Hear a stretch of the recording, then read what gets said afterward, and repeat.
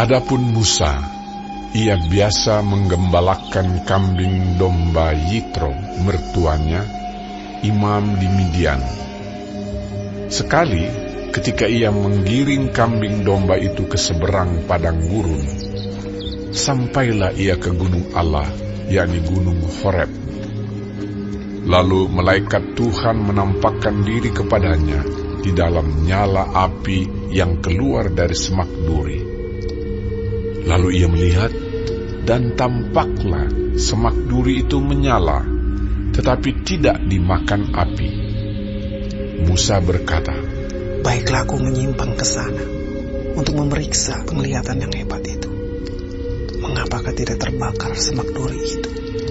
Ketika dilihat Tuhan bahwa Musa menyimpang untuk memeriksanya, berserulah Allah dari tengah-tengah semak duri itu kepadanya, "Musa, Musa." Dan ia menjawab, "Ya, Allah." Lalu ia berfirman, "Janganlah datang dekat-dekat. Tanggalkanlah kasutmu dari kakimu, sebab tempat di mana engkau berdiri itu adalah tanah yang kudus." Lagi ia berfirman, "Akulah Allah ayahmu, Allah Abraham, Allah Ishak, dan Allah Yakub." Lalu Musa menutupi mukanya, sebab ia takut memandang Allah. Dan Tuhan berfirman, "Aku telah memperhatikan dengan sungguh kesengsaraan umatku di tanah Mesir. Dan aku telah mendengar seruan mereka yang disebabkan oleh pengerah-pengerah mereka. Ya, aku mengetahui penderitaan mereka. Sebab itu, aku telah turun untuk melepaskan mereka dari tangan orang Mesir dan menuntun mereka keluar dari negeri itu ke suatu negeri yang baik dan luas, suatu negeri yang berlimpah-limpah susu dan madunya, ke tempat orang Kanaan, orang Het, orang Amori, orang Feris, orang Hewi, dan orang Yebus. Sekarang seruan orang Israel telah sampai kepadaku. Juga telah kulihat betapa kerasnya orang Mesir menindas mereka. Jadi sekarang, pergilah. Aku mengutus engkau kepada Firaun untuk membawa umatku, orang Israel, keluar dari Mesir." Tetapi Musa berkata kepada Allah, "Siapakah aku ini? Maka aku yang akan menghadap Firaun dan membawa orang Israel keluar dari Mesir." Lalu firman-Nya, "Bukankah aku akan menyertai engkau? Inilah tanda bagimu bahwa aku yang mengutus engkau.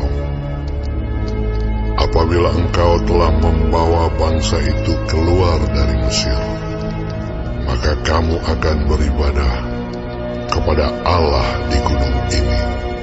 Lalu Musa berkata kepada Allah, "Tetapi apabila aku mendapatkan orang Israel dan berkata kepada mereka, Allah nenek moyangmu telah mengutus aku kepadamu, dan mereka bertanya kepadaku, bagaimana tentang namanya? Apakah yang harus kujawab kepada mereka?" firman Allah kepada Musa, "Aku adalah Aku." Lagi firman-Nya, "Beginilah kau katakan kepada orang Israel itu, Akulah Aku, telah mengutus Aku kepadamu." Selanjutnya berfirmanlah Allah kepada Musa, "Beginilah kau katakan kepada orang Israel, Tuhan, Allah nenek moyangmu, Allah Abraham, Allah Ishak, dan Allah Yakub, telah mengutus Aku kepadamu. Itulah namaku untuk selama-lamanya, dan itulah sebutanku turun-temurun. pergilah, kumpulkanlah para tua-tua Israel, dan katakanlah kepada mereka, Tuhan, Allah nenek moyangmu, Allah Abraham, Ishak dan Yakub, telah menampakkan diri kepadaku, serta berfirman, Aku sudah mengindahkan kamu, juga apa yang dilakukan kepadamu di Mesir.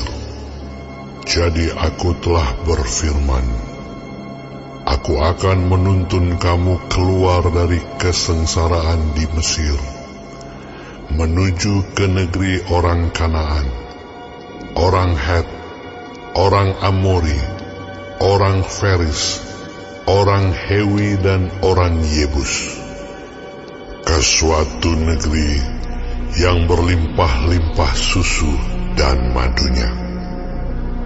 Dan bila mana mereka mendengarkan perkataanmu, maka engkau harus beserta para tua-tua Israel pergi kepada Raja Mesir, dan kamu harus berkata kepadanya, Tuhan, Allah orang Ibrani, telah menemui kami.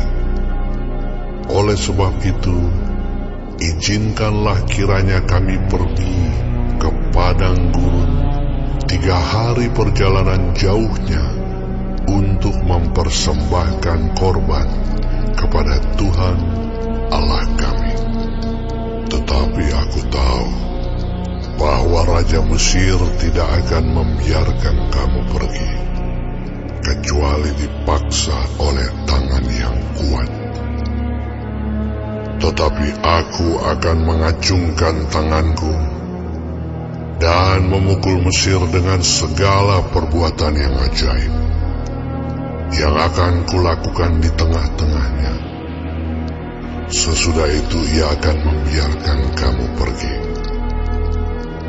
Dan aku akan membuat orang Mesir bermurah hati terhadap bangsa ini, sehingga apabila kamu pergi, kamu tidak pergi dengan tangan hampa. Tetapi tiap-tiap perempuan harus meminta dari tetangganya dan dari perempuan yang tinggal di rumahnya barang-barang perak dan emas dan kain-kain yang akan kamu kenakan kepada anak-anakmu lelaki dan perempuan.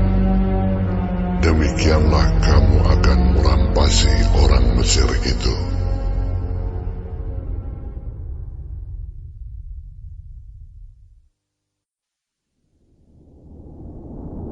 Lalu sahut Musa, Bagaimana jika mereka tidak percaya kepadaku dan tidak mendengarkan perkataanku, melainkan berkata, Tuhan tidak menampakkan diri kepadamu. Tuhan berfirman kepadanya, Apakah yang di tanganmu itu? Jawab Musa, Tongkat. firman Tuhan. Lemparkanlah itu ke tanah. Dan ketika dilemparkannya ke tanah, maka tongkat itu menjadi ular, sehingga Musa lari meninggalkannya.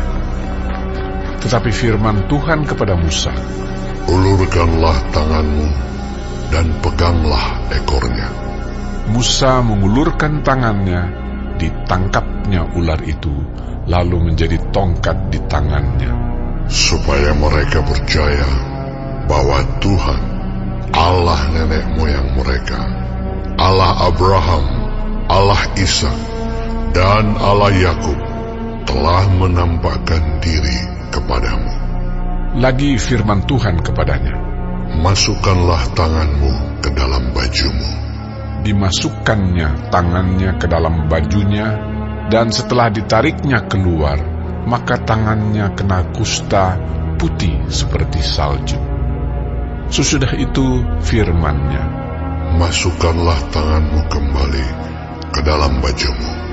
Musa memasukkan tangannya kembali ke dalam bajunya, dan setelah ditariknya keluar, maka tangan itu pulih kembali seperti seluruh badannya. Jika mereka tidak percaya kepadamu dan tidak mengindahkan tanda mukjizat yang pertama, maka mereka akan percaya kepada tanda mujizat yang kedua. Dan jika mereka tidak juga percaya kepada kedua tanda mujizat ini dan tidak mendengarkan perkataanmu, maka engkau harus mengambil air dari sungai Nil dan harus kau curahkan di tanah yang kering. Lalu air yang kau ambil itu akan menjadi darah di tanah yang kering itu. Lalu kata Musa kepada Tuhan, Ah, Tuhan, aku ini tidak pandai bicara. Dahulu pun tidak, dan sejak engkau berfirman kepada hamba-Mu pun tidak. Sebab aku berat mulut dan berat lidah. tetapi Tuhan berfirman kepadanya, Siapakah yang membuat lidah manusia? Siapakah yang membuat orang bisu atau tuli? Membuat orang melihat atau buta? Bukankah aku, yakni Tuhan? Oleh sebab itu, pergilah. Aku akan menyertai lidahmu dan mengajar engkau apa yang harus kau katakan. Tetapi Musa berkata, Ah, Tuhan, utuslah kiranya siapa saja yang patut kau utus. maka bangkitlah murka Tuhan terhadap Musa, dan ia berfirman, Bukankah di situ Harun, orang Lewi itu kakakmu? Aku tahu bahwa ia pandai bicara. Lagi pula ia telah berangkat menjumpai engkau. Dan apabila ia melihat engkau, ia akan bersuka cita dalam hatinya. Maka engkau harus berbicara kepadanya dan menaruh perkataan itu ke dalam mulutnya. Aku akan menyertai lidahmu dan lidahnya, dan mengajarkan kepada kamu apa yang harus kamu lakukan. Ia harus berbicara bagimu kepada bangsa itu. Dengan demikian ia akan menjadi penyambung lidahmu, dan engkau akan menjadi seperti Allah baginya. Dan bawalah tongkat ini di tanganmu, yang harus kau pakai untuk membuat tanda-tanda mujizat. Lalu Musa kembali kepada mertuanya Yitro serta berkata kepadanya, Izinkanlah kiranya aku kembali kepada saudara-saudaraku yang ada di Mesir, untuk melihat apakah mereka masih hidup. Yitro berkata kepada Musa, Pergilah dengan selamat. Adapun Tuhan sudah berfirman kepada Musa di Midian, Kembalilah ke Mesir, sebab semua orang yang ingin mencabut nyawamu telah mati. Kemudian Musa mengajak istri dan anak-anaknya lelaki, lalu menaikkan mereka ke atas keledai, dan ia kembali ke tanah Mesir, dan tongkat Allah itu dipegangnya di tangannya. Firman Tuhan kepada Musa, Pada waktu engkau hendak kembali ini ke Mesir, ingatlah, supaya segala mujizat yang telah kuserahkan ke dalam tanganmu, kau perbuat di depan Firaun. Tetapi aku akan mengeraskan hatinya, sehingga ia tidak membiarkan bangsa itu pergi. Maka engkau harus berkata kepada Firaun, Beginilah firman Tuhan, Israel ialah anakku, anakku yang sulung. Sebab itu aku berfirman kepadamu, biarkanlah anakku itu pergi, supaya ia beribadah kepadaku. Tetapi jika engkau menolak membiarkannya pergi, maka aku akan membunuh anakmu, anakmu yang sulung. tetapi di tengah jalan, di suatu tempat bermalam, Tuhan bertemu dengan Musa dan berikhtiar untuk membunuhnya. Lalu Zipora mengambil pisau batu, dipotongnya kulit katan anaknya, kemudian disentuhnya dengan kulit itu kaki Musa sambil berkata, Sesungguhnya engkau pengantin darah bagiku. Lalu Tuhan membiarkan Musa, pengantin darah, Kata Zipora waktu itu karena mengingat sunat itu. Berfirmanlah Tuhan kepada Harun, Pergilah ke padang gurun, menjumpai Musa. Ia pergi dan bertemu dengan dia di gunung Allah, lalu menciumnya. Kemudian Musa memberitahukan kepada Harun segala firman Tuhan yang disuruhkannya kepadanya untuk disampaikan dan segala tanda mujizat yang diperintahkannya kepadanya untuk dibuat. Lalu pergilah Musa beserta Harun, dan mereka mengumpulkan semua tua-tua Israel. Harun mengucapkan segala firman yang telah diucapkan Tuhan kepada Musa, serta membuat di depan bangsa itu tanda-tanda mujizat itu. Lalu percayalah bangsa itu, dan ketika mereka mendengar bahwa Tuhan telah mengindahkan orang Israel dan telah melihat kesengsaraan mereka, maka berlututlah mereka dan sujud menyembah.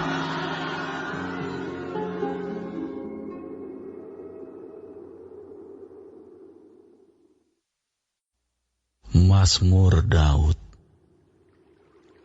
Kepada Tuhan, hai penghuni sorgawi, kepada Tuhan sajalah kemuliaan dan kekuatan. Berilah kepada Tuhan kemuliaan namanya. Sujudlah kepada Tuhan dengan berhiaskan kekudusan.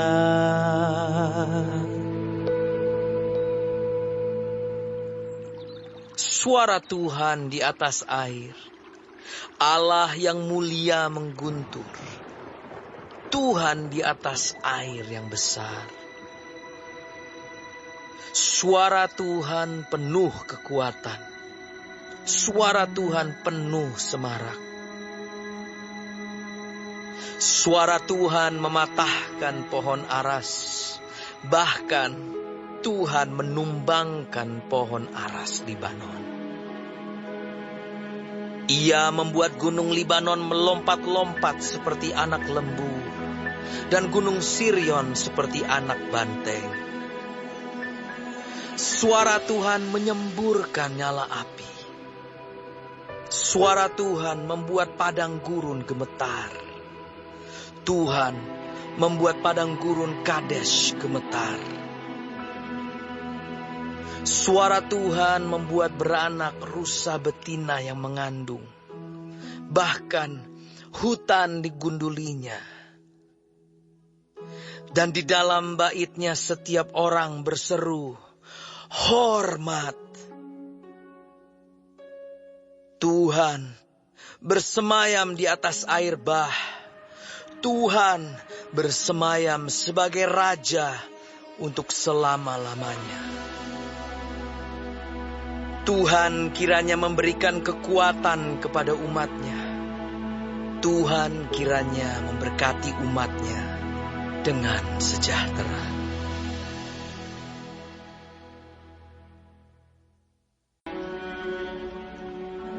Seperti mata air yang keruh dan sumber yang kotor, demikianlah orang benar yang khawatir di hadapan orang fasik. Tidaklah baik makan banyak madu. Sebab itu biarlah jarang kata-kata pujianmu. Orang yang tak dapat mengendalikan diri adalah seperti kota yang roboh temboknya.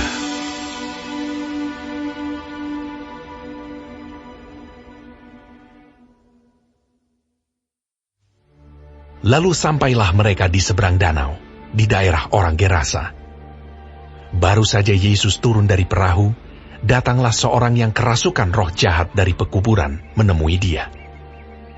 Orang itu diam di sana, dan tidak ada seorang pun lagi yang sanggup mengikatnya, sekalipun dengan rantai, karena sudah sering ia dibelenggu dan dirantai, tetapi rantainya diputuskannya, dan belenggunya dimusnahkannya, sehingga tidak ada seorang pun yang cukup kuat untuk menjinakkannya. Siang malam ia berkeliaran di pekuburan dan di bukit-bukit sambil berteriak-teriak dan memukuli dirinya dengan batu. Ketika ia melihat Yesus dari jauh, berlarilah ia mendapatkannya lalu menyembahnya. Dan dengan keras ia berteriak, "Apa urusanmu dengan aku? Hai Yesus, Anak Allah yang Maha Tinggi! Demi Allah, jangan siksa aku!" Karena sebelumnya Yesus mengatakan kepadanya, "Hai engkau roh jahat, keluar dari orang ini." Kemudian ia bertanya kepada orang itu, "Siapa namamu?" Jawabnya, "Namaku Legion, karena kami banyak." Ia memohon dengan sangat supaya Yesus jangan mengusir roh-roh itu keluar dari daerah itu. Adalah di sana di lereng bukit sejumlah besar babi sedang mencari makan. Lalu roh-roh itu meminta kepadanya, katanya, "Suruhlah kami pindah ke dalam babi-babi itu. Biarkanlah kami memasukinya." Yesus mengabulkan permintaan mereka. Lalu keluarlah roh-roh jahat itu dan memasuki babi-babi itu. Kawanan babi yang kira-kira 2.000 jumlahnya itu terjun dari tepi jurang ke dalam danau dan mati lemas di dalamnya. Maka larilah penjaga-penjaga babi itu dan menceritakan hal itu di kota dan di kampung-kampung sekitarnya. Lalu keluarlah orang untuk melihat apa yang terjadi. Mereka datang kepada Yesus dan melihat orang yang kerasukan itu duduk, sudah berpakaian dan sudah waras. Orang yang tadinya kerasukan legion itu. Maka takutlah mereka. Orang-orang yang telah melihat sendiri hal itu menceritakan kepada mereka tentang apa yang telah terjadi atas orang yang kerasukan setan itu dan tentang babi-babi itu. Lalu mereka mendesak Yesus supaya ia meninggalkan daerah mereka. Pada waktu Yesus naik lagi ke dalam perahu, orang yang tadinya kerasukan setan itu meminta supaya ia diperkenankan menyertai dia. Yesus tidak memperkenankannya, tetapi ia berkata kepada orang itu, "Pulanglah ke rumahmu, kepada orang-orang sekampungmu, dan beritahukanlah kepada mereka segala sesuatu yang telah diperbuat oleh Tuhan atasmu, dan bagaimana Ia telah mengasihani engkau." Orang itu pun pergilah dan mulai memberitakan di daerah Dekapolis segala apa yang telah diperbuat Yesus atas dirinya, dan mereka semua menjadi heran. Sesudah Yesus menyeberang lagi dengan perahu, orang banyak berbondong-bondong datang lalu mengerumuni dia. Sedang ia berada di tepi danau, datanglah seorang kepala rumah ibadat yang bernama Yairus. Ketika ia melihat Yesus, tersungkurlah ia di depan kakinya dan memohon dengan sangat kepadanya, "Anakku perempuan sedang sakit, hampir mati. Datanglah kiranya dan letakkanlah tanganmu atasnya, supaya ia selamat dan tetap hidup." Lalu pergilah Yesus dengan orang itu. Orang banyak berbondong-bondong mengikuti dia dan berdesak-desakan di dekatnya. Adalah di situ seorang perempuan yang sudah 12 tahun lamanya menderita pendarahan. Ia telah berulang-ulang diobati oleh berbagai tabib, sehingga telah dihabiskannya semua yang ada padanya. Namun sama sekali tidak ada faedahnya. Malah sebaliknya, keadaannya makin memburuk. Dia sudah mendengar berita-berita tentang Yesus, maka di tengah-tengah orang banyak itu, ia mendekati Yesus dari belakang dan menjamah jubahnya. Sebab katanya, "Asal ku jamah saja jubahnya, aku akan sembuh." Seketika itu juga, berhentilah pendarahannya, dan ia merasa bahwa badannya sudah sembuh dari penyakitnya. Pada ketika itu juga, Yesus mengetahui bahwa ada tenaga yang keluar dari dirinya. Lalu ia berpaling di tengah orang banyak dan bertanya, "Siapa yang menjamah jubahku?" Murid-muridnya menjawab, "Engkau melihat bagaimana orang-orang ini berdesak-desakan dekatmu, dan engkau bertanya siapa yang menjamah aku." Lalu ia memandang sekelilingnya untuk melihat siapa yang telah melakukan hal itu. Perempuan itu yang menjadi takut dan gemetar ketika mengetahui apa yang telah terjadi atas dirinya, tampil dan tersungkur di depan Yesus, dan dengan tulus memberitahukan segala sesuatu kepadanya. Maka katanya kepada perempuan itu, "Hai anakku, imanmu telah menyelamatkan engkau. Pergilah dengan selamat, dan sembuhlah dari penyakitmu." Ketika Yesus masih berbicara, datanglah orang dari keluarga kepala rumah ibadat itu dan berkata, "Anakmu sudah mati. Apa perlunya lagi engkau menyusah-nyusahkan guru?" Tetapi Yesus tidak menghiraukan perkataan mereka dan berkata kepada kepala rumah ibadat, "Jangan takut, percaya saja." Lalu Yesus tidak memperbolehkan seorang pun ikut serta, kecuali Petrus, Yakobus, dan Yohanes, saudara Yakobus. Mereka tiba di rumah kepala rumah ibadat, dan di sana dilihatnya orang-orang ribut, menangis, dan meratap dengan suara nyaring. Sesudah ia masuk, ia berkata kepada orang-orang itu, "Mengapa kamu ribut dan menangis? Anak ini tidak mati, tetapi tidur." Tetapi mereka menertawakan dia.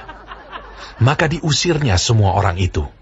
Lalu dibawanya ayah dan ibu anak itu, dan mereka yang bersama-sama dengan dia, masuk ke kamar anak itu. Lalu dipegangnya tangan anak itu. Katanya, "Talita kum," yang berarti, "Hai anak, aku berkata kepadamu, bangunlah." Seketika itu juga anak itu bangkit berdiri dan berjalan, sebab umurnya sudah 12 tahun. Semua orang yang hadir sangat takjub. Dengan sangat ia berpesan kepada mereka, supaya jangan seorang pun mengetahui hal itu. Lalu ia menyuruh mereka memberi anak itu makan.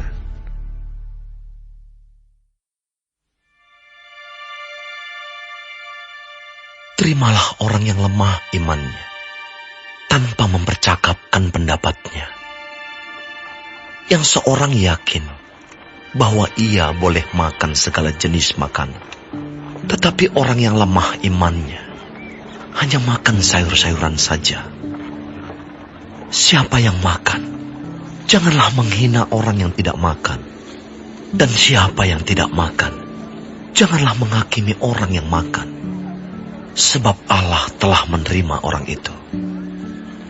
Siapakah kamu, sehingga kamu menghakimi hamba orang lain? Entahkah ia berdiri, entahkah ia jatuh, itu adalah urusan tuannya sendiri. Tetapi ia akan tetap berdiri, karena Tuhan berkuasa menjaga dia terus berdiri. Yang seorang menganggap hari yang satu lebih penting daripada hari yang lain, tetapi yang lain menganggap semua hari sama saja.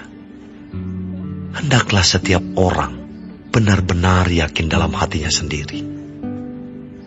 Siapa yang berpegang pada suatu hari yang tertentu, ia melakukannya untuk Tuhan. Dan siapa makan, ia melakukannya untuk Tuhan. Sebab ia mengucap syukur kepada Allah. Dan siapa tidak makan, ia melakukannya untuk Tuhan. Dan ia juga mengucap syukur kepada Allah. Sebab tidak ada seorang pun di antara kita yang hidup untuk dirinya sendiri. Dan tidak ada seorang pun yang mati untuk dirinya sendiri. Sebab jika kita hidup untuk Tuhan. Dan jika kita mati untuk Tuhan. Jadi baik hidup atau mati, kita adalah milik Tuhan. Sebab untuk itulah Kristus telah mati dan hidup kembali, supaya ia menjadi Tuhan, baik atas orang-orang mati, maupun atas orang-orang hidup. Tetapi engkau, mengapakah engkau menghakimi saudaramu? Atau mengapakah engkau menghina saudaramu? Sebab kita semua harus menghadap tahta pengadilan Allah. Karena ada tertulis, demi aku hidup, demikianlah firman Tuhan, semua orang akan bertekuk lutut di hadapanku, dan semua orang akan memuliakan Allah. Demikianlah setiap orang di antara kita akan memberi pertanggungan jawab tentang dirinya sendiri kepada Allah. Karena itu, janganlah kita saling menghakimi lagi.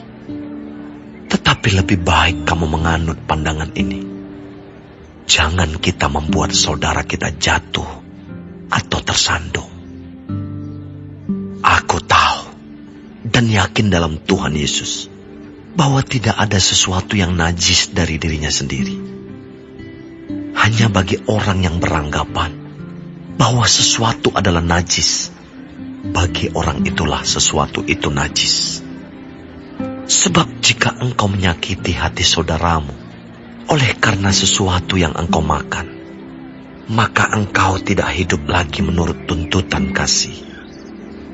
Janganlah engkau membinasakan saudaramu oleh karena makananmu, karena Kristus telah mati untuk dia. Apa yang baik yang kamu miliki, janganlah kamu biarkan difitnah. Sebab kerajaan Allah bukanlah soal makanan dan minuman, tetapi soal kebenaran, damai sejahtera, dan sukacita oleh Roh Kudus. Karena barang siapa melayani Kristus dengan cara ini, ia berkenan pada Allah dan dihormati oleh manusia. Sebab itu, marilah kita mengejar apa yang mendatangkan damai sejahtera dan yang berguna untuk saling membangun. Janganlah engkau merusakkan pekerjaan Allah oleh karena makanan. Segala sesuatu adalah suci, tetapi celakalah orang jika oleh makanannya orang lain tersandung. Baiklah engkau jangan makan daging atau minum anggur, atau sesuatu yang menjadi batu sandungan untuk saudaramu. Berpeganglah pada keyakinan yang engkau miliki itu bagi dirimu sendiri di hadapan Allah. Berbahagialah dia yang tidak menghukum dirinya sendiri dalam apa yang dianggapnya baik untuk dilakukan. Tetapi barang siapa yang bimbang kalau ia makan, ia telah dihukum, karena ia tidak melakukannya berdasarkan iman. Dan segala sesuatu yang tidak berdasarkan iman adalah dosa.